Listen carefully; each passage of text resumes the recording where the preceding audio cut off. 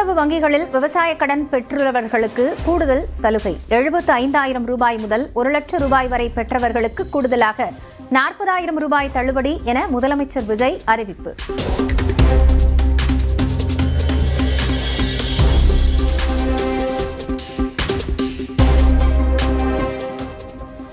ரூபாய் முதல் 1 லட்சம் ரூபாய் வரை பெற்றுள்ள பயிர்க்கடன்களுக்கு அதிகபட்சமாக 75,000 ரூபாய் வரையும், 1 லட்சம் ரூபாய்க்கு மேல் பெற்றுள்ள பயிர்க்கடன்களுக்கு அதிகபட்சமாக 35,000 ரூபாய் வரையும் தள்ளுபடி வழங்கப்படும். விவசாய கடன் தள்ளுபடியில் கூடுதல் சலுகையால் அரசுக்கு 953 கோடி ரூபாய் கூடுதல் செலவு. மொத்தம் 6,220 கோடி ரூபாய் தள்ளுபடி செய்யப்பட்டுள்ளதாக முதலமைச்சர் விஜய் அறிவிப்பு. தள்ளுபடி செய்யப்படும் விவசாய கடனை கூட்டுறவு வங்கிகளுக்கு அரசு திருப்பி செலுத்துவதற்கான அவகாசம் 60 நாட்களாக குறைக்கப்பட்டுள்ளதாக முதல்வர் விஜய் விளக்கம். கடந்த ஆட்சியில் 5 ஆண்டுகள் அவகாசம் இருந்ததையும் சுட்டிக்காட்டி பேச்சு. 2021ஆம் ஆண்டில் பயிர்க்கடன் தள்ளுபடி செய்யப்பட்ட தொகை 2021 முதல் 26 வரையான காலத்தில் அரசால் 12 தவணைகளாக கூட்டுறவு வங்கிகளுக்கு செலுத்தப்பட்டுள்ளது. ஆனால் அந்த கால அவகாசம் நமது அரசுக்கு தற்போது இல்லை. முதலமைச்சர் விஜய் தலைமையிலான தாவேக அரசு பொறுப்பேற்று 100 நாட்கள் நிறைவு. ஒரு யுகத்திற்கான மக்களின் மனசாட்சி என முதலமைச்சர் விஜய் பெருமிதம். பாதுகாப்பு ரொம்ப ஸ்ட்ரிக்டா வச்சிருப்பேன். போதைப் பொருள் கலாச்சாரம் நம்ம பசங்களை அதிலிருந்து காப்பாற்ற வேண்டியது நம்ம அரசனுடைய பொறுப்பு. கல்வி, ரேஷன், மருத்துவம், குடிநீர், பஸ் வசதி, இந்த மாதிரி விஷயங்கள்ல தான் என்னுடைய முதல் கவனம். இது உங்களுடைய ஆட்சி, உங்களுக்கு அதுல எந்த விதமான சந்தேகமும் வேணாம். தாவேகாவின் 100 நாள் ஆட்சியில் இதுவரை 576 குற்றச்சம்பவங்கள் நடந்துள்ளதாக திமுக முன்னாள் எம்எல்ஏ பரந்தாமன் குற்றச்சாட்டு. அரிசி விலை உயர்வு, ஆவின் பால் தட்டுப்பாடு போன்ற எந்த பிரச்சினைக்கும் தாவேக அரசு பொறுப்பேற்காமல் செயல்படுவதாக விமர்சனம்.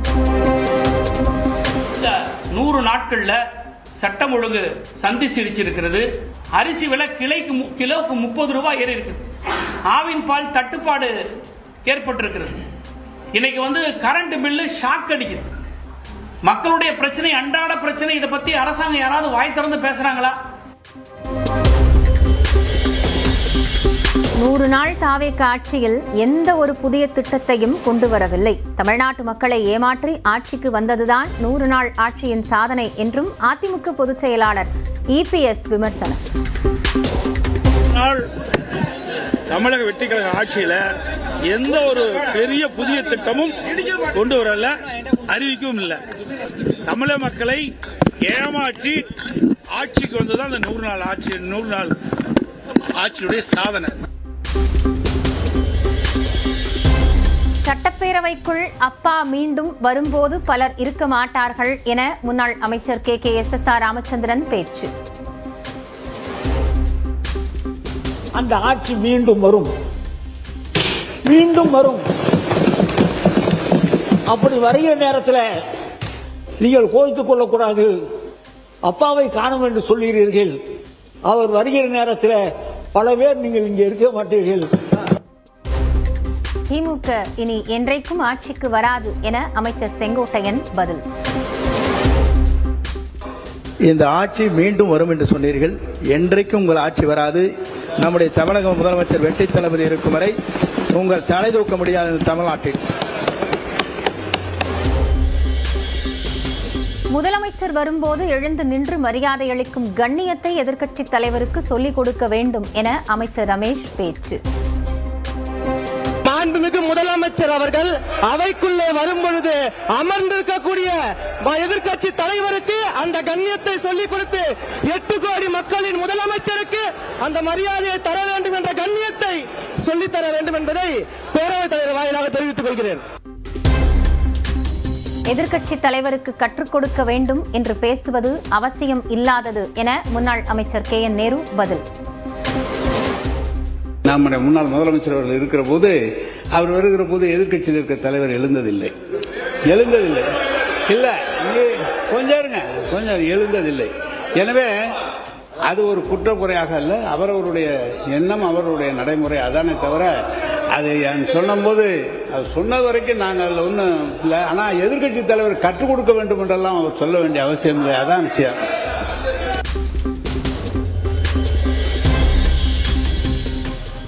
பேரவைத் தலைவர் வரும்போது எம்எல்ஏக்கள் எழுந்து நிற்பது மரபு. முதல்வர் வரும்போதும் எழுந்து நிற்க வேண்டுமா என முன்னாள் முதல்வர் ஓபிஎஸ் கேள்வி. பேரவைத் தலைவர் அவர்கள் வரும்போது கட்சி வித்தியாசமின்றி அனைத்து உறுப்பினர்களும் எழுந்து நிற்பது காலங்காலமாக கடைபிடிக்கப்பட்டு வருகின்ற மரபு. அதே நேரத்தில் புதிய மரபாக மாண்புமிகு முதலமைச்சர் வரும்பொழுது எழுந்து நிற்க வேண்டும் என்றால் இந்த அவைக்குள் மாண்புமிகு எதிர்க்கட்சி தலைவர் அவர்கள் வரும்போதும் அனைத்து உறுப்பினர்களும் எழுந்து நிற்க வேண்டுமா? முதலமைச்சர் எதிர்க்கட்சி தலைவர் வரும்போது எழுந்து நின்று மரியாதை செலுத்துவது கட்டாயம் அல்ல. எழுந்து நிற்கும்படி எம்எல்ஏக்களை கட்டாயப்படுத்த முடியாது என்றும் சபாநாயகர் ஜே.சி.டி. பிரபாகர் விளக்கம். வருகிற போது எதிர்க்கட்சிகள் வருகிற போது எழுந்து நின்று மரியாதை தெரிவிக்க வேண்டும் என்பது கட்டாயம் அல்ல. அவரோடு கொடுக்க வேண்டிய மரியாதையை தங்கள் மனதிற்கு ஏற்ப அவர் கொடுப்பது அவருடைய உரிமை. அதன்படி செய்து கொள்ளலாம். சட்டப்பேரவையில் முன்னாள் முதல்வர் கருணாநிதியின் பெயரை சொல்லி வனத்துறை அமைச்சர் ரஞ்சித்குமார் பேசியதற்கு திமுகவினர் எதிர்ப்பு. ஓட்டுக்கு பணம் கொடுக்கிற அந்த திட்டத்தை அவர் அடுக்கடுக்கா சொல்லிட்டு வந்தாரு. அவர் கருணாநிதி, நம்முடைய முன்னாள் முதல்வர் கருணாநிதி பத்தி அடுக்குமுறையில சொல்லிட்டு வந்தாங்க.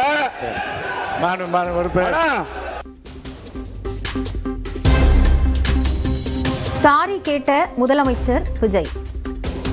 உங்க தலைவரோட பேரை மென்ஷன் பண்ணி பேசுனது தவறுதான். அவர் சார்பா நான் சாரி கேட்டேன்.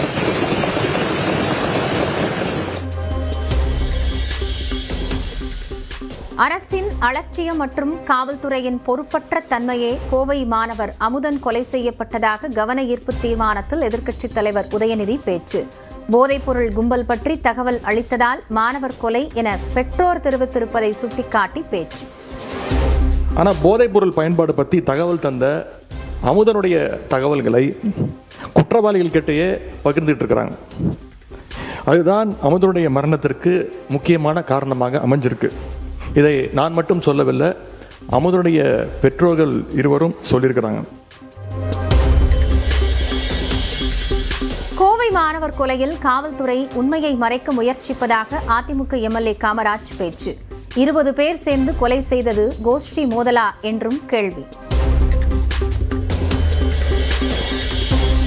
கோவை மாணவர் கொலை போதைப்பொருள் தொடர்பான வழக்கு அல்ல என அமைச்சர் நிர்மல்குமார் விளக்கம். உண்மையை மறைக்க வேண்டிய அவசியம் காவல்துறைக்கு இல்லை என்றும் சட்டப்பேரவையில் பேச்சு.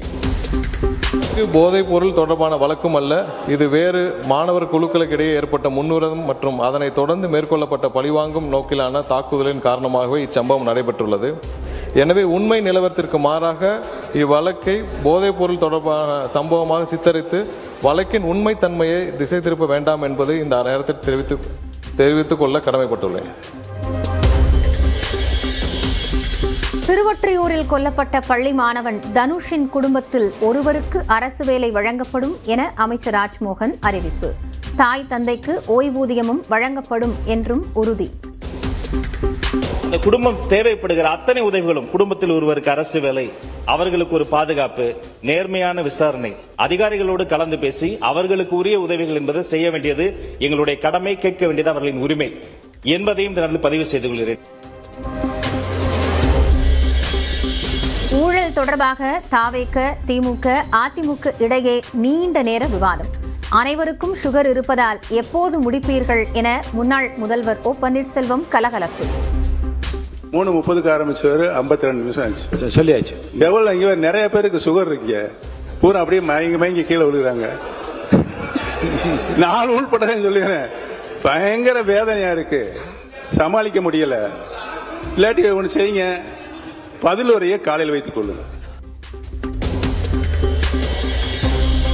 கடந்த 5 ஆண்டுகளில் தமிழ்நாட்டில் போதைப்பொருள் பரவி கிடந்ததாக அமைச்சர் நிர்மல்குமார் பேச்சு.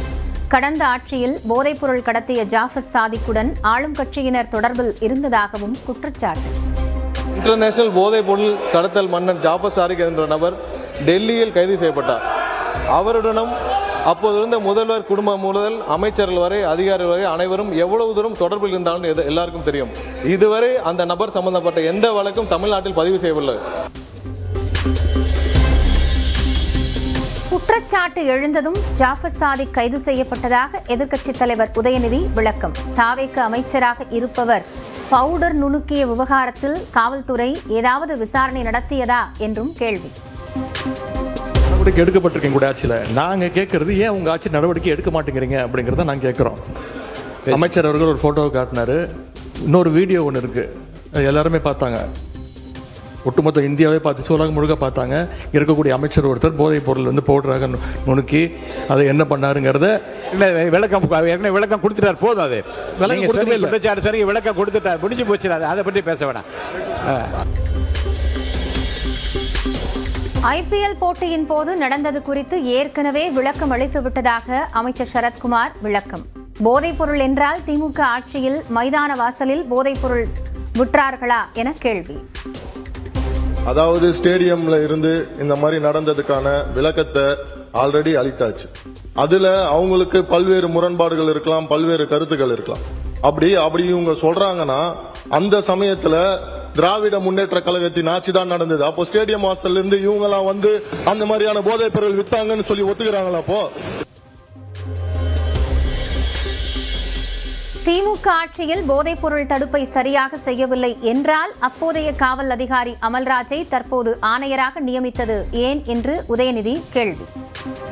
மாடல் ஆட்சியில போதைப் பொருளை தடுக்கிற செயல்பாடுகள் சரியா நடக்கல அப்படின்னு இந்த அரசு எங்களை குற்றம் சாட்டுச்சுன்னா நான் உங்ககிட்ட கேட்க வேண்டிய கேள்வி, அப்புறம் என்னத்துக்கு அந்த அவ்வளவு பெரிய அதிகாரிய இப்போ இவ்வளவு முக்கியத்துவம் வாய்ந்த சென்னை மாநகராட்சி ஆணையர் பொறுப்புல பெற்றிருக்கீங்க என்ற கேள்வி இந்த அரசுக்கு வைக்கிறேன். கடந்த ஓராண்டாக போதைப் பொருள் ஒழிப்பில் சிறப்பாக செயல்பட்ட காவலர்களுக்குத்தான் முதலமைச்சர் தற்போது விருது வழங்கியிருப்பதாகவும் பேச்சு.